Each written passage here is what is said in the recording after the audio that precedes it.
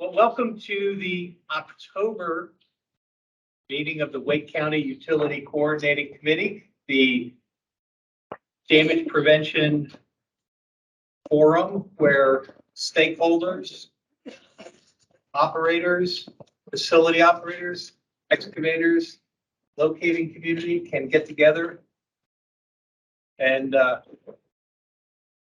develop relationships to prevent the damage of facilities around the triangle. And please head on down to the front. No need to. Yeah, we got plenty of seating up front. You don't have to sit in the back row. Guys are a little skittish, but people sitting at his back. I'm just saying. So, FYI.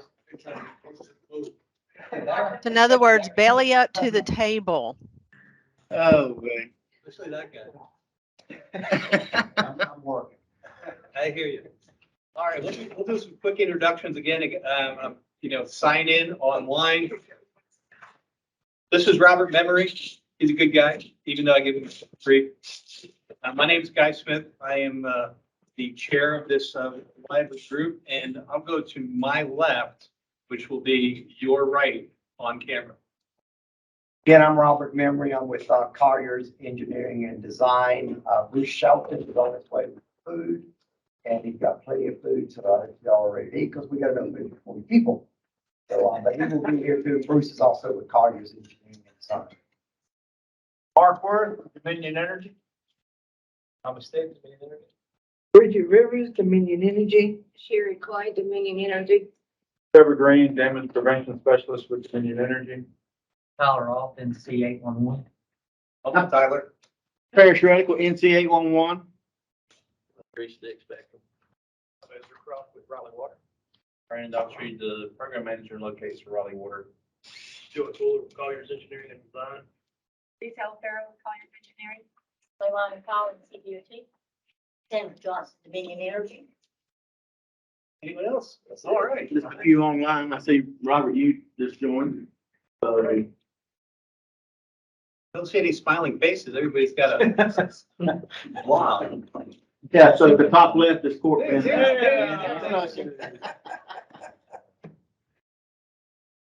Righty.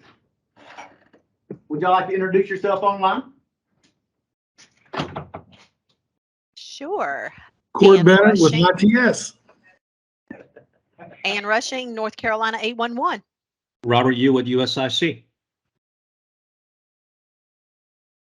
Yes, Brian Mack, with- Brian Mack, Park Construction in North Carolina. Matt Parsons with Lumen. Desmond Whitfield, City of Raleigh. Jennifer Gonzalez, Wake Forest Power. And Eli with Dominion Energy. Righty. Good deal. Look at all those circles.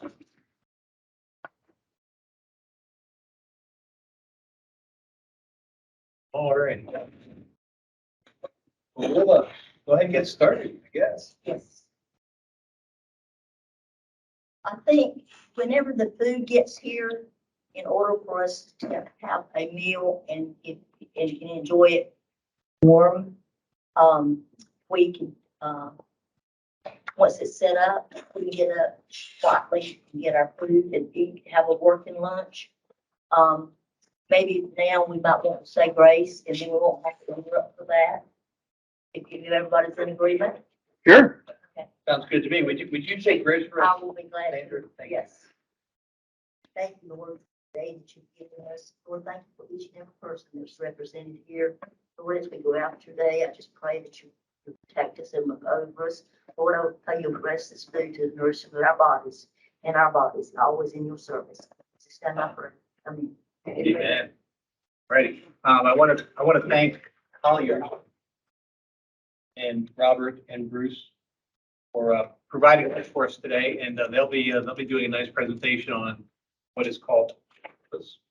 And I learned about this a few years ago, and I got excited immediately. I think it will make a world of difference in many, many areas of DOT planning and damage prevention, so forth and so on. many layers to that onion that will benefit. Damage prevention being just one of those layers. So real excited to hear more about this today. It's been a few years since I've heard an update on it, so I presume that it's going to be significantly grander scope today than it was when I first heard about this a few years back. So And it's definitely expanded. good. I'm thrilled to hear about that. So we'll get started. And old business, what's happening out there? You know, what's going on? What projects? What challenges? What opportunities do we have for better communication to facilitate damage prevention in our local market?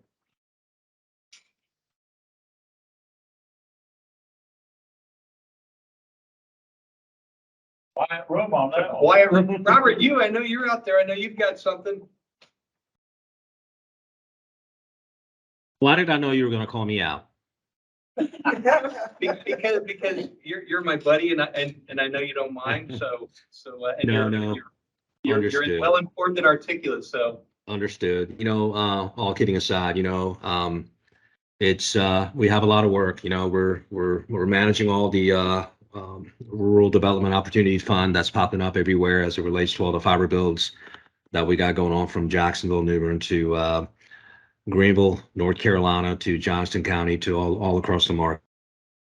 So it's pretty chaotic here. We're navigating a couple of excavators in Johnston County where they're calling in their 72 and calling in their 3 hours on about 30 miles worth of locate and asking why it wasn't done. And I believe this person even escalated to Louis Panzer, wanting to know why they can't drill or plow after a 3-hour notice.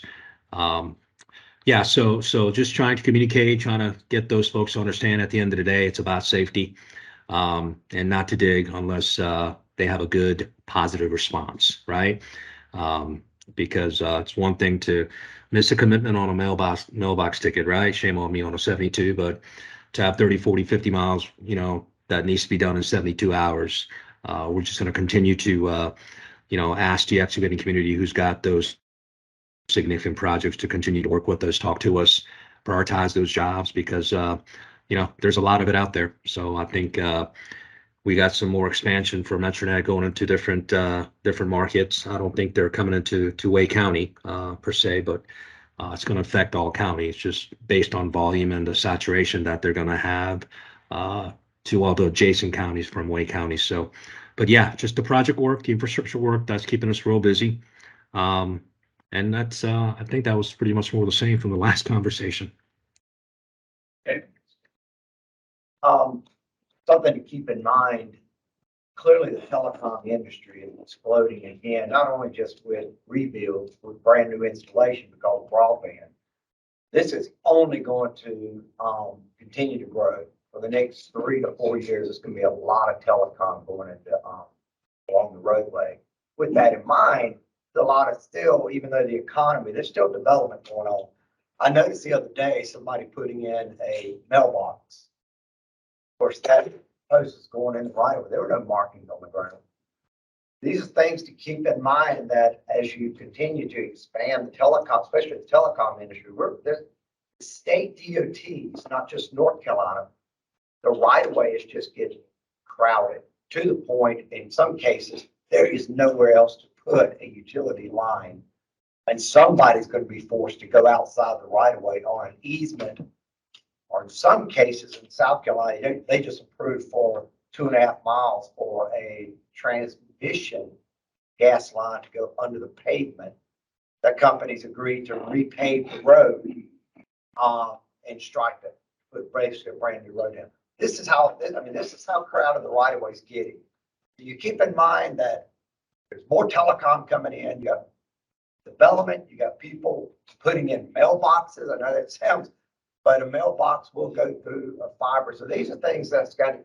So if you see somebody putting in a mailbox and there's not markings on the ground, we in this room, along with the people online and others, going to have to get the message out that we are going to have to take the approach to go, hey, have you called for a locate? Because So just keep that in mind, because I don't think a property owner is gonna be able to pay for a fiber optic line.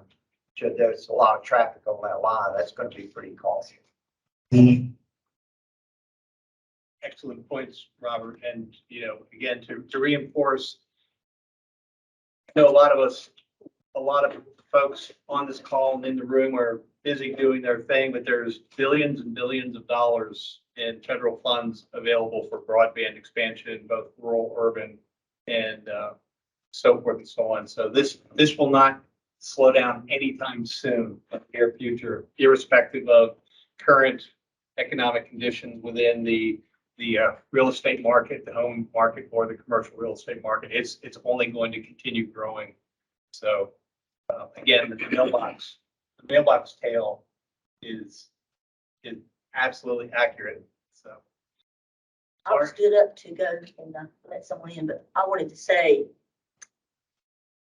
we've been getting located, and I'm not calling any company name or anything like that, unknown street. Major road, unknown street. In a subdivision. And I realize sometimes when these contractors get the prints and they start calling in their locates, maybe they don't go look at what the area is. That the streets are unnamed, but what happened to our making meets on job sites? Going over the plans so that our locators will know what to locate. Unknown street from 70 to Durham doesn't get it in my world. I mean, our locators are, as Robert said, they're already stressed. They're working with hundreds of tickets a day. And it's not the first time that it's called in. It's called in 3 or 4 times. What is the locator supposed to do?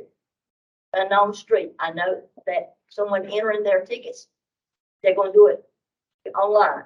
If they call it in, 811 has to take it. They can be educated. I get all that. But I'm just bringing it out there that I'm afraid somebody's going to get hurt because unknown street don't.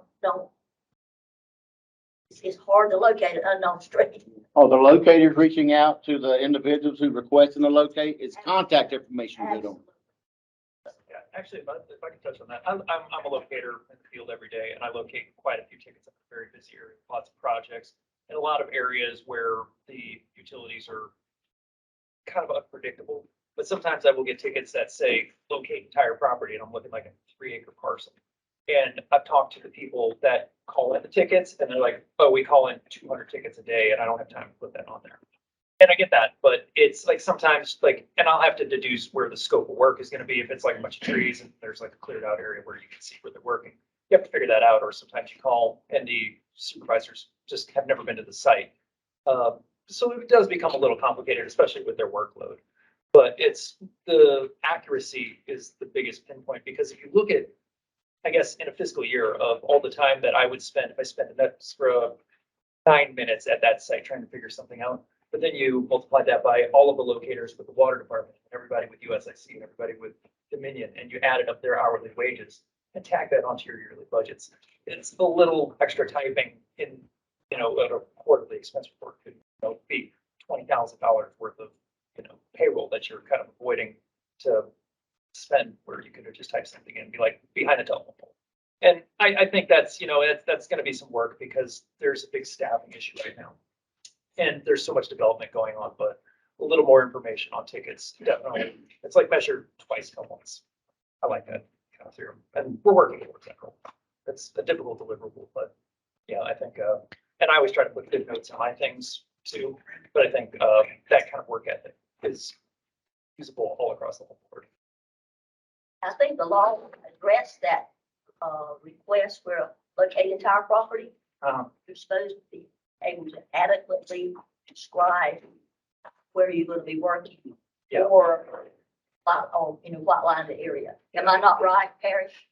Yeah, if you can't adequately describe, so I need to rear the property, but if they call in the entire property, then it's an easy way out, right? It's cheap. Entire property, across the street, in the road, bam, I'm done, right? When they really only needed back of the property or right side of property, and then in the right of way right there in front of the house. Yeah, like a handful. Right, and it takes a hot minute to start and type that stuff out, but it's the entire property. That way, because the industry I came from was a gas, if we were planning on running it right, but there's a septic system over there, and now we got to go to the left. If I call in the entire property, I'm covered. If I call in the right side only, then I have to recall in a locate ticket. So a lot of people cheat doing that stuff. Well, it's cheat. I mean, it's part of the game, but if I call in the entire property and I got to move it, then I'm covered, right? Because you're supposed to locate everything. And she's right. The pre-job brief really helps. And just as a reminder, if you've got companies that are abusing the system or you're seeing a trend, please reach out to Parrish, reach out to myself. We'll take a look at their tickets. If they are placing their tickets via remote ticket entry, we'll have Wendy and her team take a look to see if there's some additional education, because we have been doing a good bit of that lately. I encourage you, don't let it just sit there and fester, and then you're frustrated as a locate technician trying to mark those utilities. Let us know ahead of time so we can try to get some of this squared away for you. And requesting a pre-job brief, especially if you get the ticket, like unknown road, let's meet on site, and you can at least look at their maps, right? Their as-built and see where they're gonna be, and then kind of stay ahead of them too, which really helps. But there's the other side of the story. In Charlotte, we made arrangements with the locators and stuff. We're doing this micro trench, and we're just calling in. We white line everything. We mark where we're putting our boxes. And then they've asked us just to call in tickets only 5 foot back of the curb. Well, we run into one street where it's got a rolling curb and sidewalk connected to it. And it's a 5 foot wide sidewalk. And then we go to put our box in behind the sidewalk, and we're hand digging and hit a gas line that was mismarked. And now they're arguing, well, you're working outside the stated work area. Well, wait a minute. I mean, come on, we made arrangements. We showed you where we were going to put the box at. I mean, all you had to do is look at the site, and you could tell it's going behind the sidewalk because there's nowhere, the sidewalk rolls and ties into the curb. So now we're arguing, where's the back of the curb? Is it the back of the sidewalk or the back of the curb? And then, okay, so I'm trying to be helpful, just 5 foot back of the curb. But, now they want you to pay a $2,800 bill, and maybe I should just call in everything, and then we won't have this problem again. That's the other side of the story when you're working with a PRG or one of the collection companies. Does that make any sense? That's a good point. It makes a lot of sense, Court. And I'd like to talk to Piedmont about it. I mean, we're actually trying to help and do things, and we were using shovels.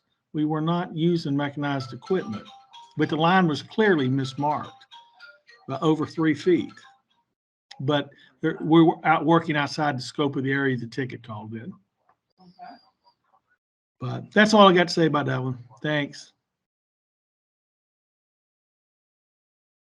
That goes back to talk to your firm's attorney.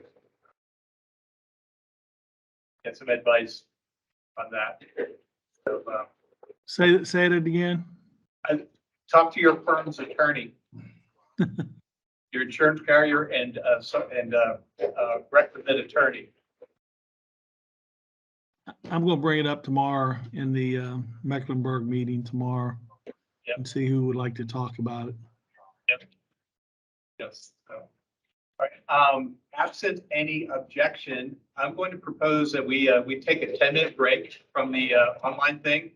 Let us get our lunch, since we want to eat lunch when it's actually warm today, and we'll go from there. Any objections? enjoy your lunch. Thank you.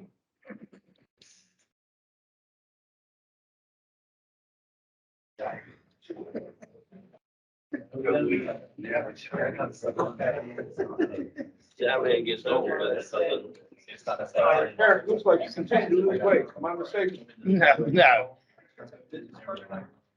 Let me look at my bag. I appreciate you saying it, but I guess it's just been a while since I've seen you. I mean, yeah, like a whole 30 days. I'm planning on chasing him out. All right, trying to see how, what we're doing. Oh, we're just winging it. Okay, well. I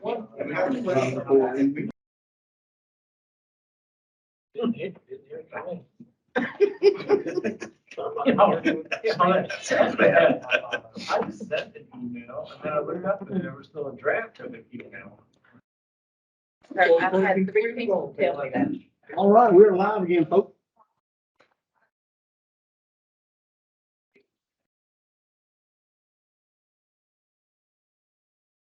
All right, welcome back. Hope everybody had a chance to grab some lunch out there in the world of the internet. Grab some lunch, grab some coffee.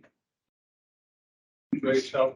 What we want to do now is want to move forward, and we have this terrific presentation for Project Atlas, and Leilani Ha of NCDOT is kind enough and gracious enough to join us today and help educate us about this terrific product.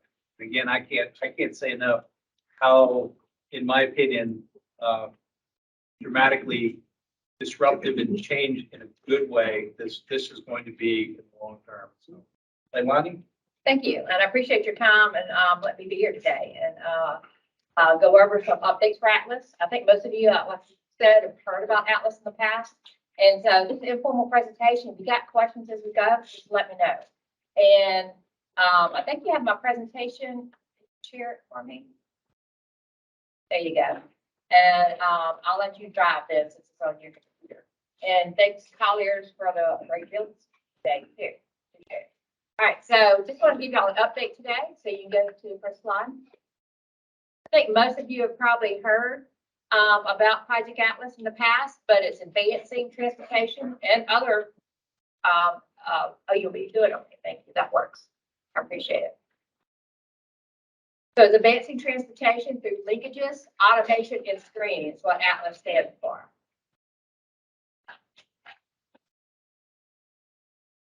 I'm sure this is going to work. There we go. Okay. So the tools that came out of the Atlas application is the start to the screening tool, which you would be most interested in. And we're going to spend our time talking about today. And then the workbench. The workbench is where we manage projects on the DOT side. But it is where you can get data about projects going forward.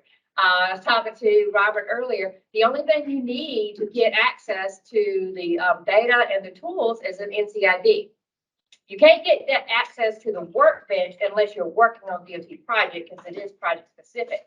But you can get all the other files and data that's created and use the search and the screening tools and all of the GIS related to it. All you have to have is an NCID to log into the system. So if anybody needs help with that, we can help you with that. Just let us know afterwards. Okay, yeah, mine's not working.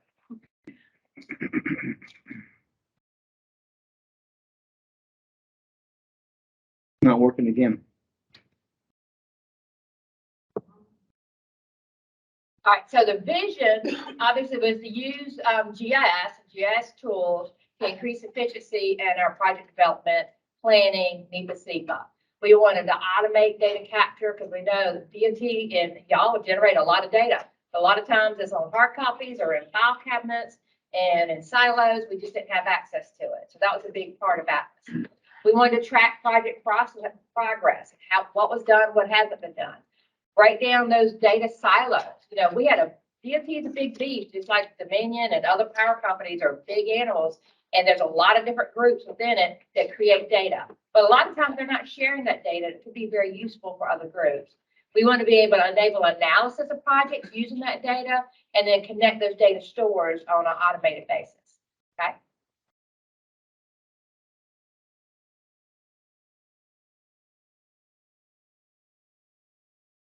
You got a couple of blank slides in here. Was there? Should have been. Yeah. There's no information populated on it. Okay. So The goal was to get better information earlier. That is the key to avoidance of, y'all talk about impacts and damage. If we have better information, our design guys are pretty good. They can design around anything if they know it's there. It allows us to learn from past projects to improve our future, consolidates that GIS data for your projects, and gives you a one-stop shop. You'll hear that a lot. Allows a quick analysis of a project study area. And it doesn't even have to be an existing project. You can go in and just draw a circle around something, and it will give you the information for everything in that circle that you're asking about. We produce a lot of new spatial GIS data sets. We'll talk about those. And then it makes our key project documentation easy to find, bridges to other systems that DOT and our partners use, and it helps improve our deliverables, our data governance. That just means you can automate it, the naming, the file names, and all of that, so you can search it and analyze it better, that data governance. Okay.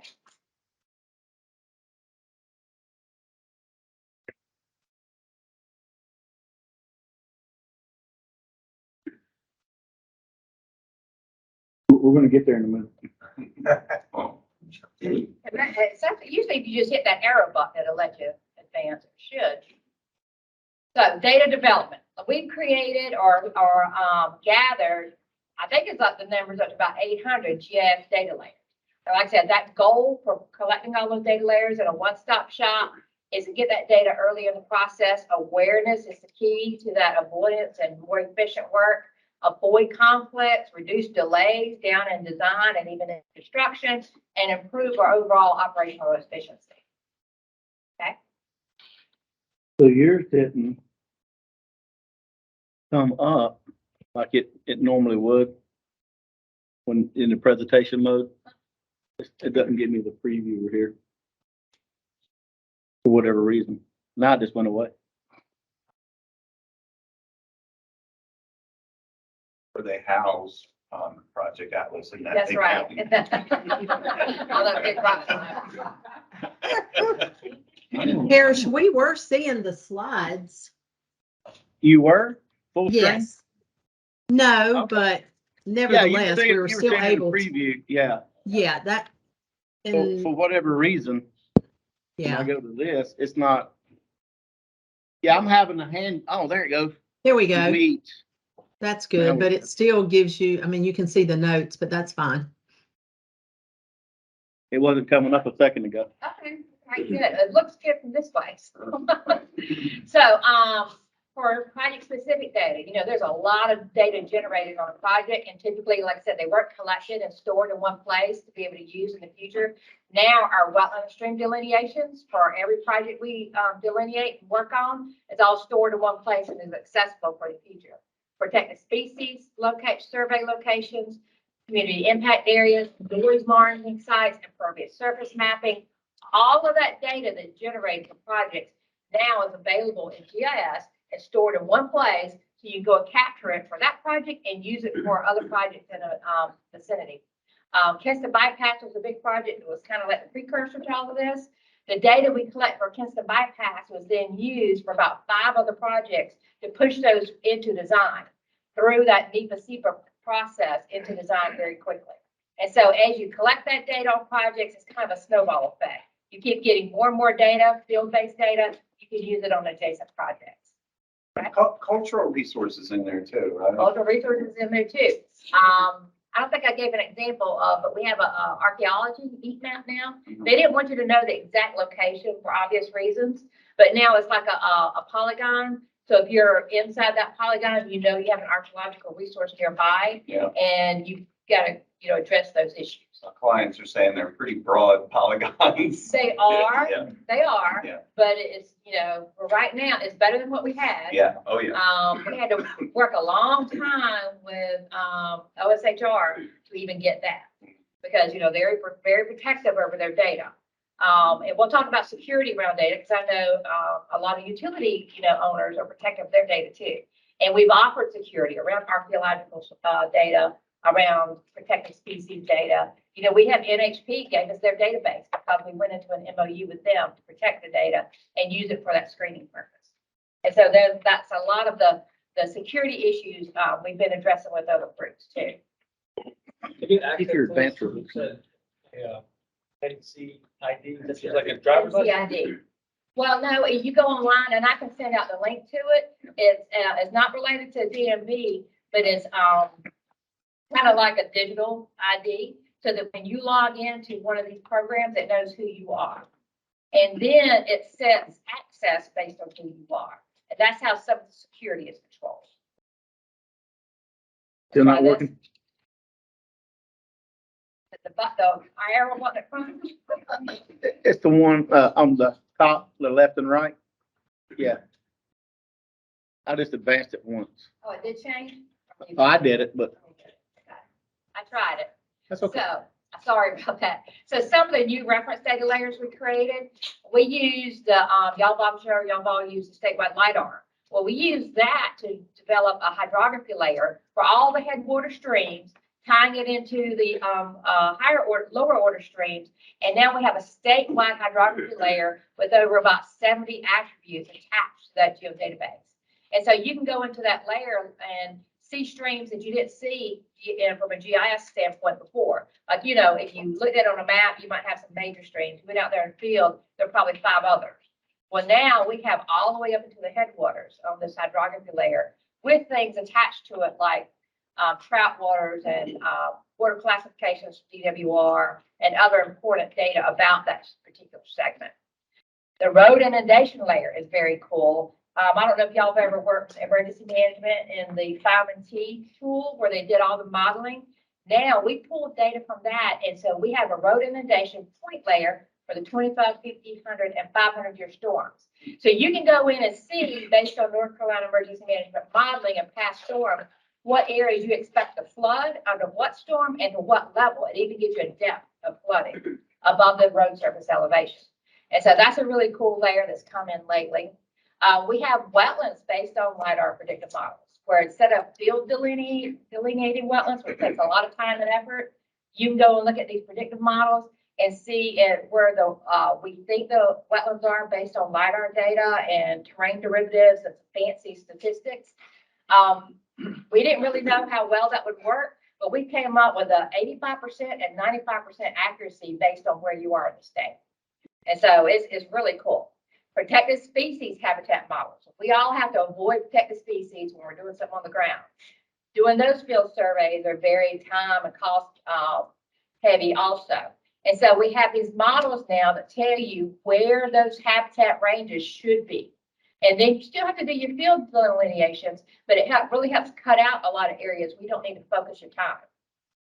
I heard y'all talking about doing locates on the ground. Somebody wants whole property. This is kind of like, well, instead of whole property, it's really along the front edge here, along this ditch. It's where you need to look for protected species at. Statewide signalized intersections are going in. Bike ped safety risk analysis, and the whole bike ped, the BPIN database is in there now with all of its attributes. And then part of some of our community studies mentioned, Bruce, we got a lot of community layers like childcare, medical facilities, places of worship. We just added in fire and rescue service areas and the ones that were responsible, like a contact list and a service area for fire and rescue. And so we have both human and natural environment things going on. Coming soon, tidal influence zone. If any of you work on the coast, you know that tidal influence zone is very important. We're updating that hydrography layer we talked about to 2.0. It's a little bit fancier than it was before. Just talked about the archaeological heat map. We couldn't pinpoint locations because of secure data, but you get a polygon that tells you you are near an archaeological site. The National Marine Sanctuary, critical habitat designation, marine protected areas. A lot of these are coastal, if y'all are coastal, working in our coastal providers. Trail of Tears, national-wide rivers inventory, and then major land resource areas. So these are also major layers we've added in recently. But this is not even the beginning of them. You can go in and look and just search and play with it and see all the ones that are there. So for like the city of Raleigh and stuff, it is great for planning purposes because you do your capital budget, you're 5 years out and all that, and you may have, we want to improve this intersection off 540. You can go in there and look and see what has been identified, and you may then either have to add money to it or plan around it accordingly. I mean, it's a great tool for budgeting in the future, how your area is going to be impacted.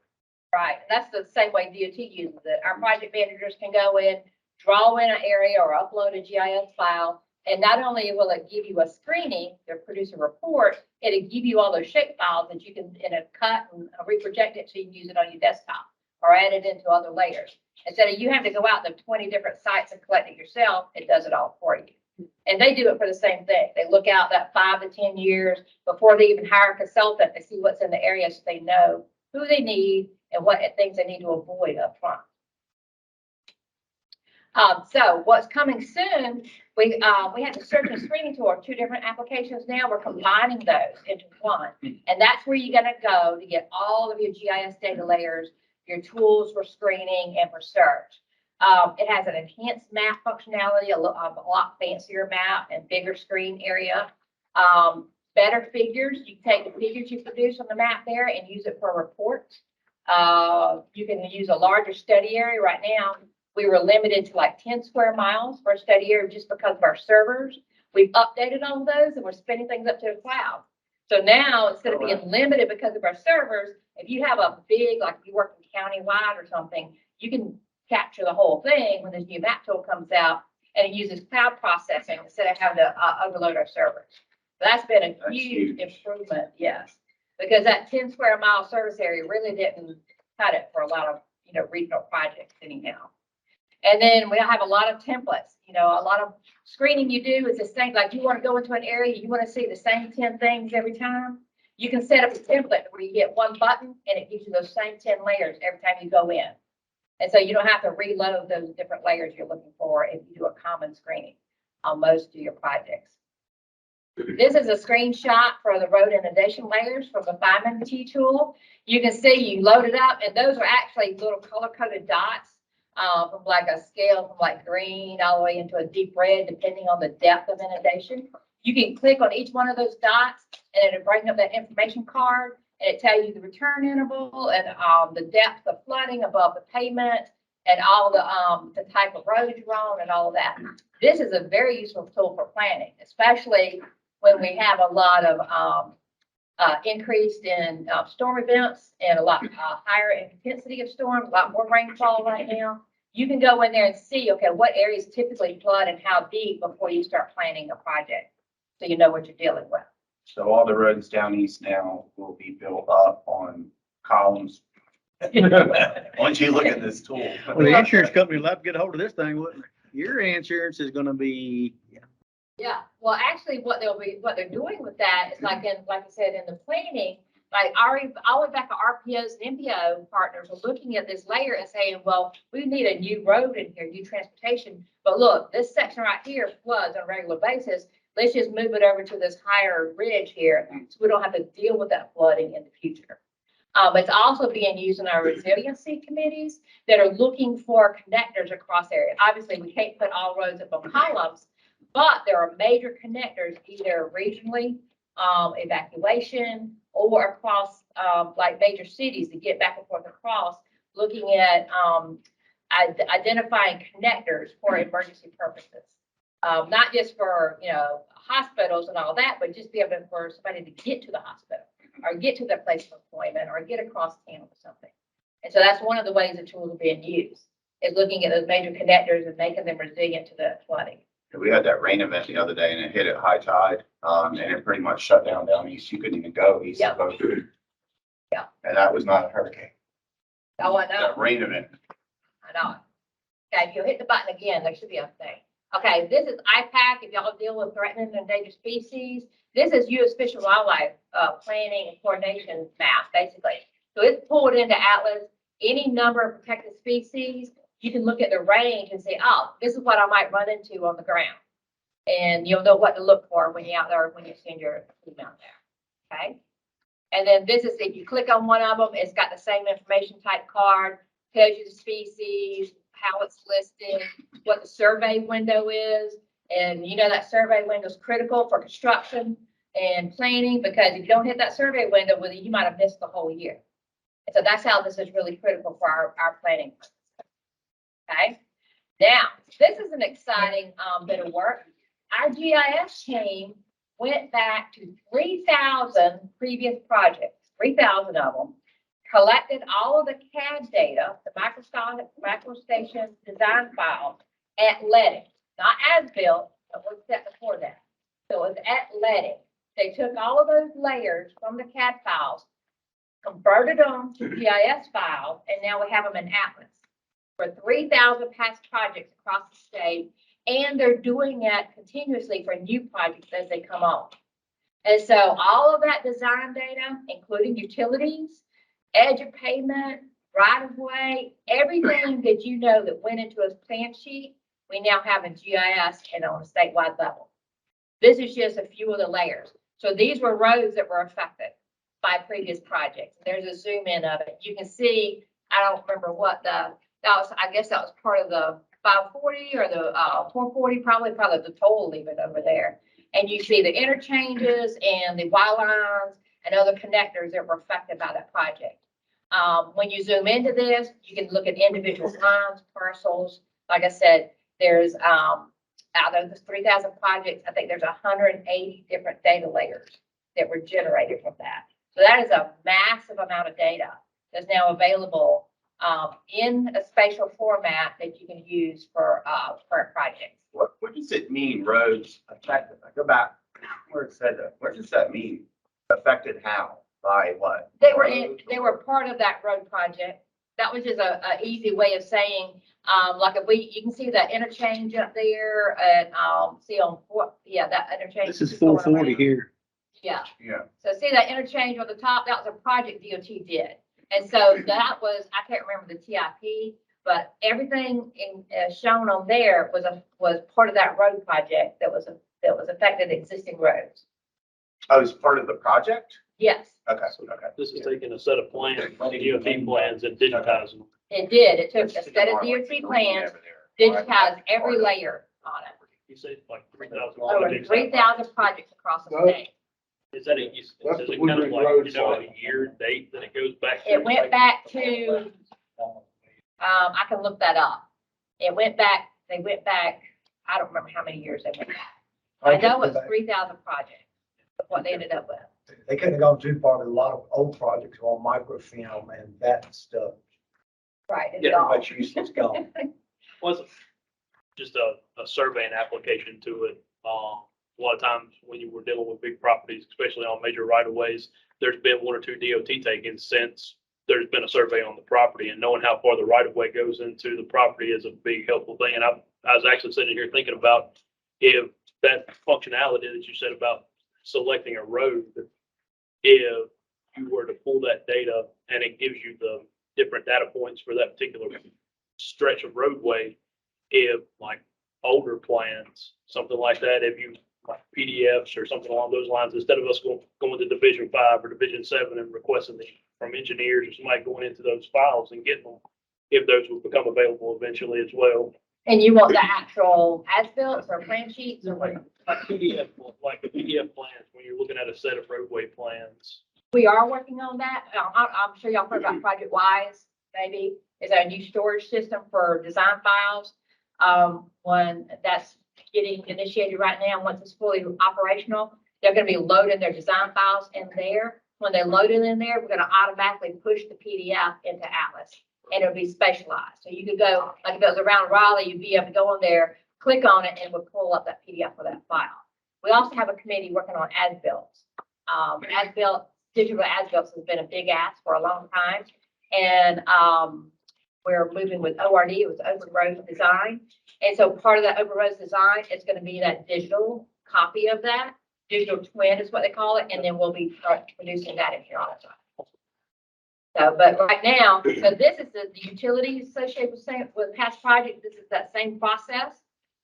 You can click on one more to show you a close up of one of them.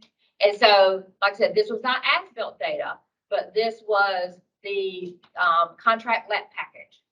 And so it took that plan sheet and digitized that 180 layers from that project, and we've got those in Atlas now. And so now imagine if you have a project in the proximity of a previous project that was done over the past few years, several years, then you can go in and see what was there at that time anyhow. That next key step is capturing that as-built and get that next, because some things change during construction. Like I said, they may have said go right, and you have to go left, or move it out another 20 feet or something. So this is another part of that GIS data lake that we're building. These are all pieces of the puzzle that we're trying to put together to give everybody that as much data possible early on in the project.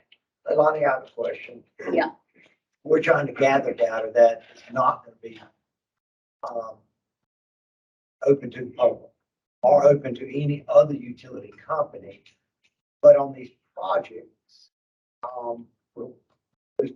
I guess the plans themselves are public data or public information. Are we actually showing the utility data on those particular projects? So those plan sheet data, the plan sheet data is pulling any line work that was in those plan sheets. So yes, if it was part of the line work or one of the layers in a plan sheet of a project that is completed, that's all that previous work. That's all projects that have been completed. They're in the ground constructed. Okay. And then after the fact, we're digitizing the plan sheet. So if your engineering firm does locates, go out there and identifies everything and puts it on the plan maps, that's going to be part of Atlas, because remember, we're telling these large companies, it's proprietary information, Windstream can't see Frontiers fiber and all that stuff. Well, that's what we're talking about here. Owner provided data, which is different than what's on our plan sheets. So the data that Colliers is going out and collecting, working with all the owners with, that is proprietary data. We can put security on that data depending on what they ask for. And so like, this is an example. So like right here, we've got a combination of publicly available data from so many municipalities. And then I think it's kind of, it looks kind of like a yellow line on the screen, kind of a yellow gray line. See that fiber line? That is data that was provided by one of the utility owners. I don't remember the name of this one. I just took a screenshot of it. And Is that so 70? That's 70, isn't it? you probably know better than I I was do. gonna say, I think that might be AT&T up there. It could be. Not their secure fiber, that's just the AT&T distribution Right. fiber, yeah. Yes, sir. I think I got that one. So permit data that goes through the right-of-way office, is that automatically included in this? Because that goes to some of the things that he's talking about. Permit data, what do you think? Well, Encroachment. Right away, encroachment data. Unfortunately, no, because Oh, yeah. the majority of encroachments are only PDFs. So that's not being transferred over. It is. Part of it is. Part of We'll it. get into it in just a minute. All So, right. so is there going to come a point where you're going to require that, those permits to be, got it? Yes, we're going there. Got it. That's Okay. exactly where we're going. So like I said, so this is another piece of the puzzle here. We're collecting publicly available data that's out there, bringing it into Atlas so you can see it, and then adding in what Colliers is collecting from different firms. Like I said, the security is based on what the owner asked for. Just like NHP and archaeological data, we can put different levels of security on the different data. So now encroachment data. So you can see this map here. I didn't zoom into any of it for this presentation, but you can see where the division gets a permit request for an encroachment. So now we're collecting that data, digitizing it, and making it a statewide map. And so Have you that, asked the client on the encroachment, can you provide electronic files? we do on the online version, which some, they didn't want to do it across the board because some just don't have that capacity or capability. Yeah. And so we do have an online encroachment process now where they can submit digital files. See, that is really good to know, because I can see a lot of that is RDOT work for charter, right? Yeah. But charter is the one that they're fighting us, they need, they need to Yeah. cover their bases and all that stuff. But they, I can take that back to Brian Gregory's, that you can do this electronically now. And then if you do that, you can control which layers you want to expose to the public and which layers you want to keep secure. Right, if they give us that as a whole, we can put controls around it. I'll call Brian. This encroachment layer is everything that's coming in as an approved permit. There's a lot of requests that don't get approved, Right. but this only reflects those permits that are approved. How are we transferring data that come in on PDF format? Is somebody there to actually transferring that data over to Atlas? We're not doing that right now. What we're capturing right now on this map is the ones that are submitted digitally. Okay, because I'm probably, So you got a mix. You got some that are kind of like hand drawn. You got PDFs that are turned in, Yeah. and then you got digital files. And so we're trying to at least capture the ones that are digitally submitted now trying to work backwards into the other ones to get those. two. Cause I've probably got 150 in the queue right now, and every one of them's PDF. Right. And the PDFs are nice pictures, they're good for reference, but they don't do you a whole lot spatially, you know. If that's all you have, then it's better than nothing. But we have so many geospatial analysis tools, and really you lose the power of that analysis if you only have PDF. Right. You know, and the other side, the back side of that is, if you can submit it electronically, but then you give your contractors a PDF map and they do their as-bills and they write them on. They're supposed to upload those as-bills back to the portal. Well, once we do encroachments, they get them back approved. We never have anything to do with it. And that might be something, a conversation needs to happen. Submit your as-bills back electronically, because it's really easy for an engineering firm, if they've got it electronically, just to go put the blurbs on it and then submit it versus pulling the maps out, you know, transpose the notes, trying to read what they wrote, all that stuff. That's interesting. All right, so where do y'all fit in? This is why we're here today, to talk to y'all. And like I said, our goal was to provide better data earlier in the process, avoids conflicts, reduces delay, improves efficiency, reduces cost, headaches, frustration, all of those things that go with that. Utility data is a huge piece of that puzzle of our planning, as you know. If we don't know it's there, then our design guys can't avoid it. If we find out about it in construction, it's terrible, everybody's unhappy. We find out about it late, even in planning, then a lot of time frames change, a lot of, you know, right-of-way work has to be done and permitting work has to be done. So the earlier we can get that piece of that puzzle, the better. Utilities is top of the list. Y'all know that, talking internally with our guys, that is one of the big pieces of the puzzle. And I know that Robert and Bruce and others have been soliciting the different utility providers and owners to get that data. Like I said, we can meet with you one-on-one. We have, you can go to the next slide now, I think it's.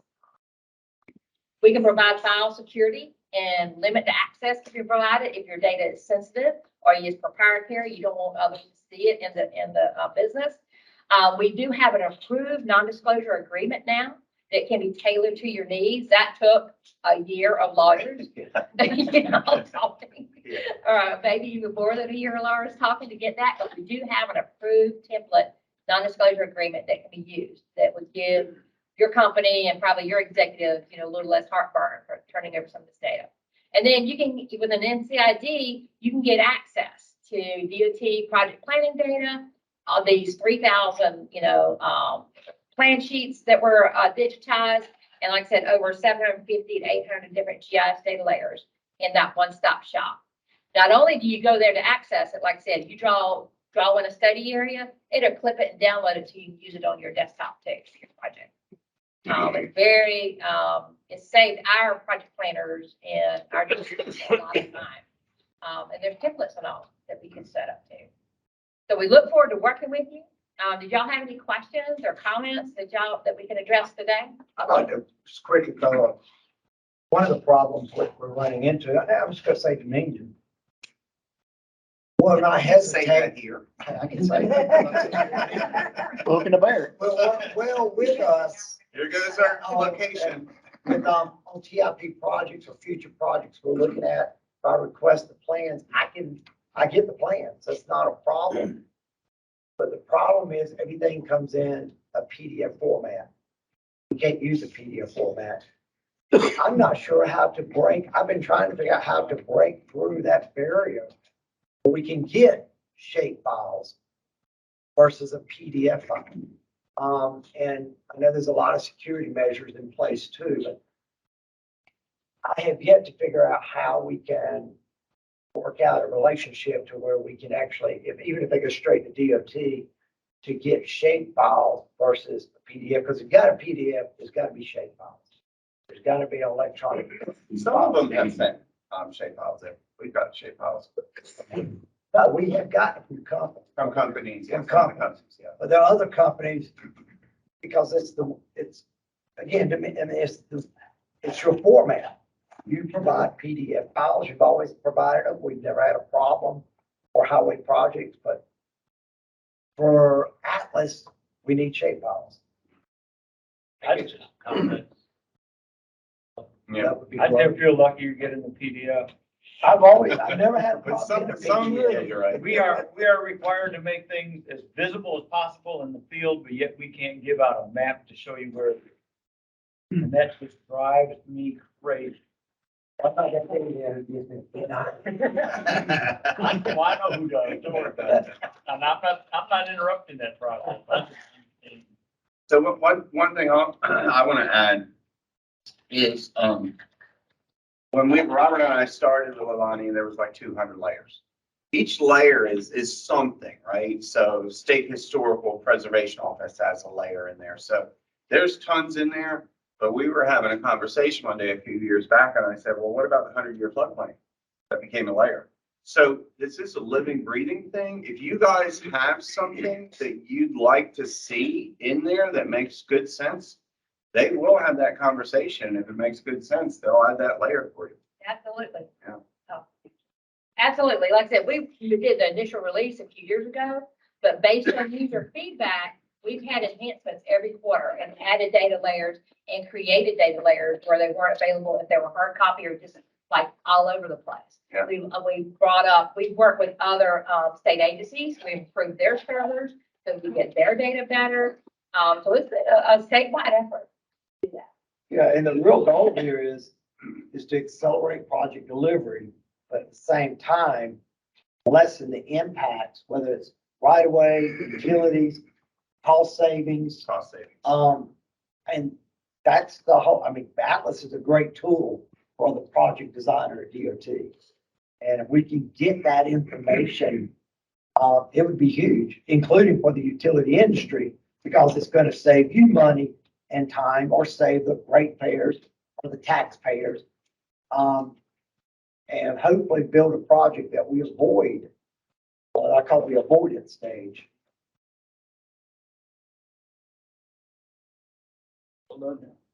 Ready, any other questions?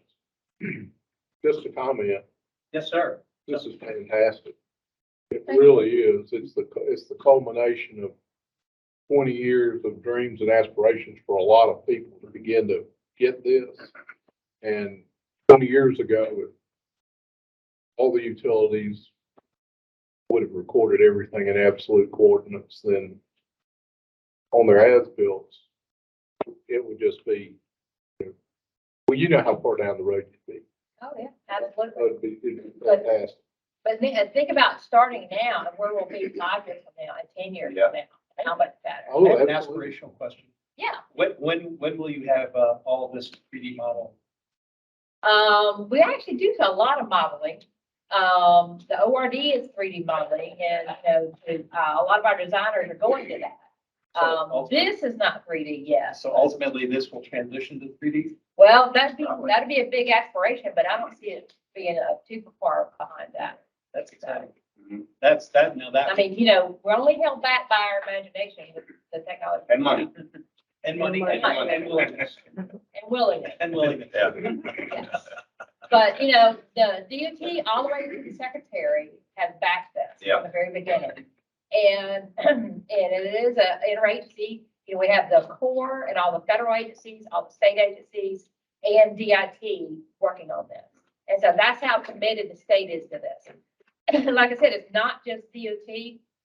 We've worked with DENR and other state agencies, SHPO, to help bring their data up to digital. Everybody realizing being able to share that data and have it available for geospatial analysis, how critical that is moving into the future.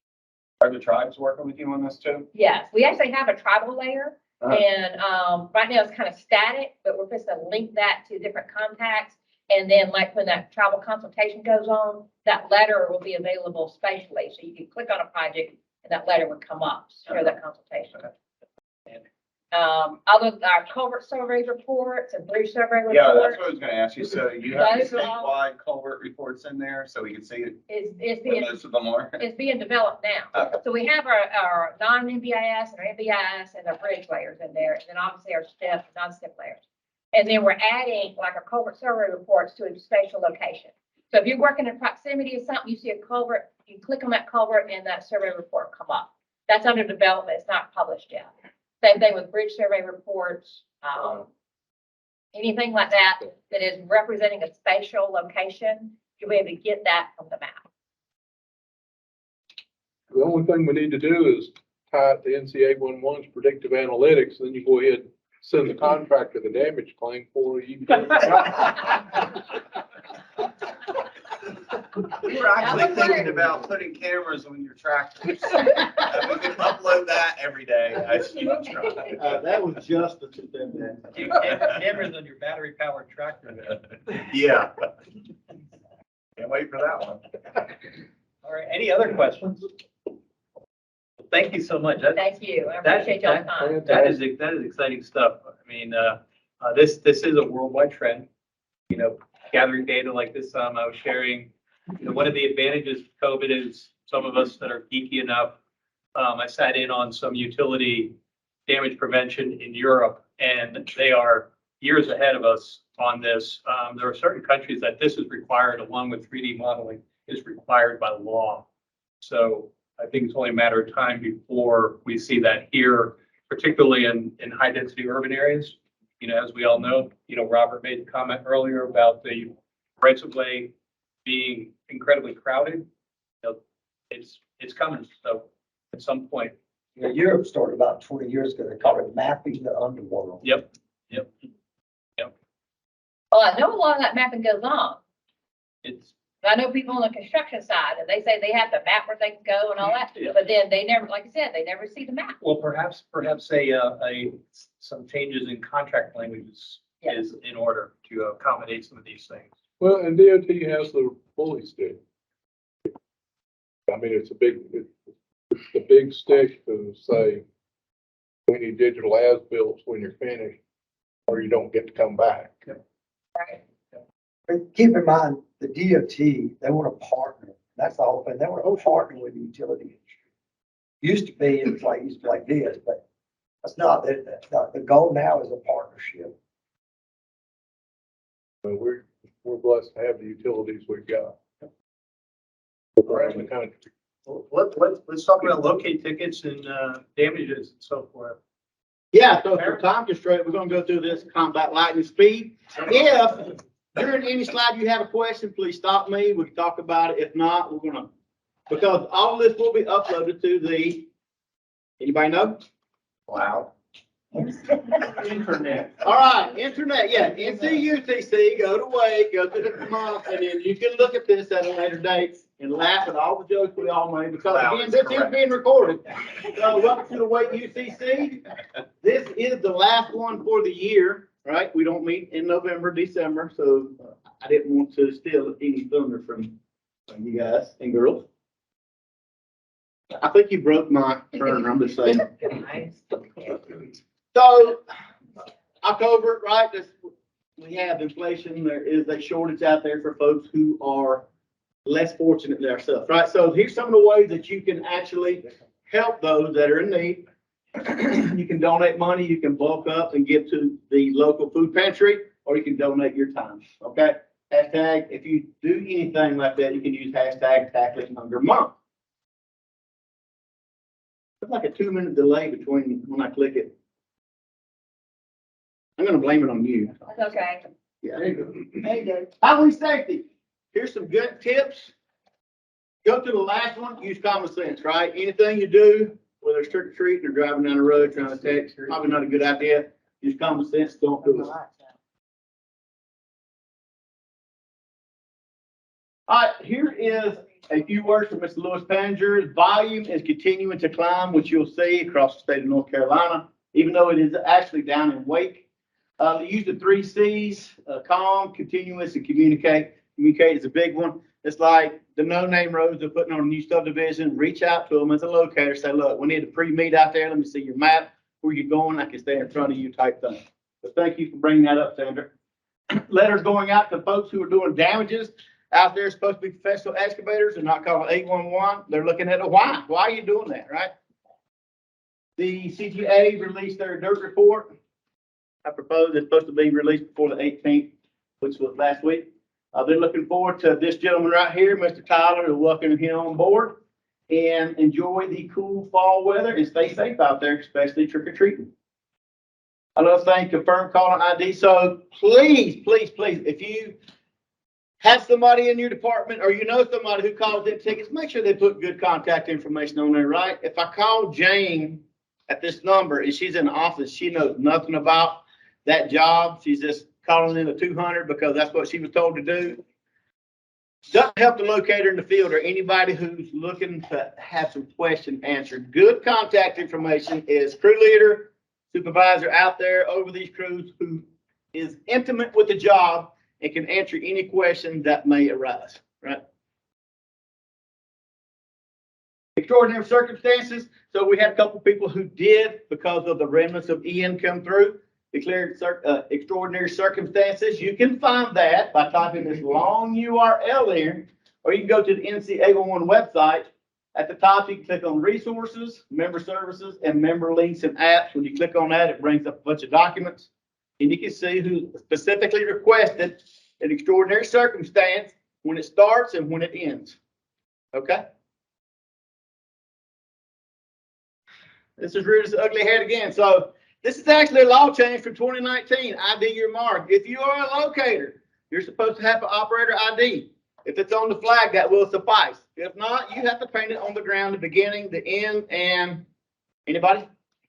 Justice. 200 feet. 200 linear feet. Thank you. Right? Now, I tell people, if you got it on a flag, which is great, right? You located, painted, flag. Somebody couldn't pull your flags up. Is your operator ID on the ground? Nope. So put it down every often, right? In conjunction with the flags, in case the flags become missing. See a kid going down the road and the flags are on his bike. Yeah, that's cool. Again, 8-inch or 4-inch or greater. It's got to be annotated at the beginning, the end, and there's 50 linear foot in between there. It's greater than 4-inch. 200 linear foot, just like Justice said. ABC Gas Company. So please, please, please, please, operator ID on the ground. 4-inch and greater or greater than 4-inch? Greater than 4-inch. Yep.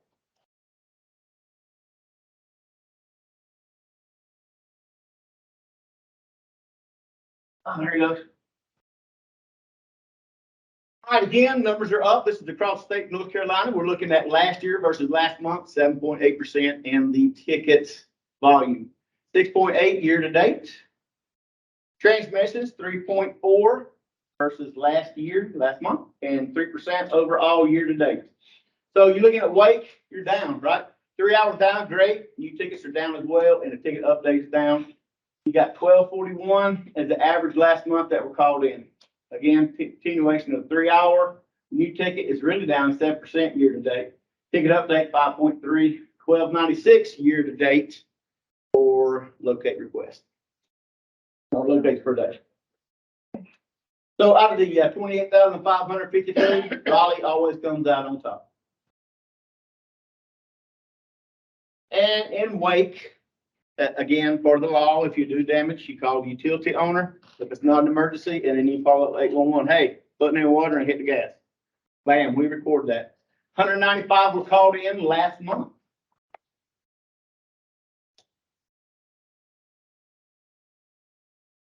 Again, some important dates. The NC UCC meeting, November 8th, and that's going to be in Asheville at Dominion Energy. We use their facilities a lot, of things like. So that does start at 10. You want to check it out? Underground Depth Review Board already met. The NC 811 board met already. And the LRPC is going to meet next month, November 16th. Again, if you want to know what's going on within the NC 811 world, 2 places you can go. Anybody know? Anybody? NC UCC is one of them. Check the calendar. What's the other one? No. Well, that's the third. Okay. Yeah, the NC 811 calendar, right? We're going to be at the NC State football game coming up Saturday. Going to be there, Justin? You wouldn't have known that. No, you're going to be there Thursday. Say again? I think it's Thursday. Yeah, Thursday night. That's what I said, wasn't it? Yeah. No. I got to be It's somewhere. Saturday. I got to be a Cabarrus touch a truck. So, yeah. So Thursday, yeah, we're going to be there. And the game starts at 7, so we'll be there prior. We have a little mini excavator. If you know anybody who wants to ride on it, it's pretty cool. That's fun. The kids can play on it once we get the adults off of it. Again, NC 811 Safe Digging Sports. You'll see some podcasts or listen to some podcasts from Miss Ann Rushing, as well as various other things. Great stuff. Hey, elections are coming up. We want to remind you that, number one, to vote.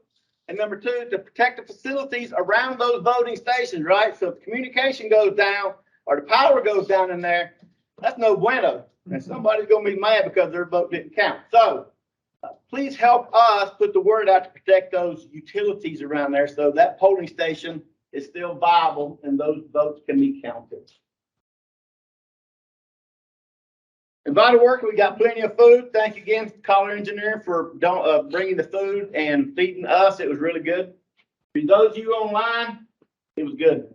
Sorry. Should have been here. But listen, invite a colleague or co-worker to come on out and let's grow this UCC. I know when I started here in 2019, there was 60 plus at times. I'd like to get it back up. Again, two places you can go, the NC 811 calendar and the NC UCC calendar. We put everything on there, so you'll know what we're doing. Good looking education team. And then Tyler next month will be on here, so we're gonna get his little cute face on there. Hey, thank you for your time and attention. Again, this will be uploaded to the NC UCC along with the video, so you can watch it verbatim and get a good laugh out of it. You can grab that URL and share it with folks too. Hey, here's the meeting, go check it out and send it to them, and then they'll have access to it as well. Barring any questions or comments, that concludes my presentation, guys. No. I didn't want to cheat you guys, you know. Thank you, Parrish. Go to the state game Thursday. Roger, Thursday night. They're there. All right. Thank you so much for coming to our October meeting. As was stated previously, we typically don't meet in November and December because of the holidays.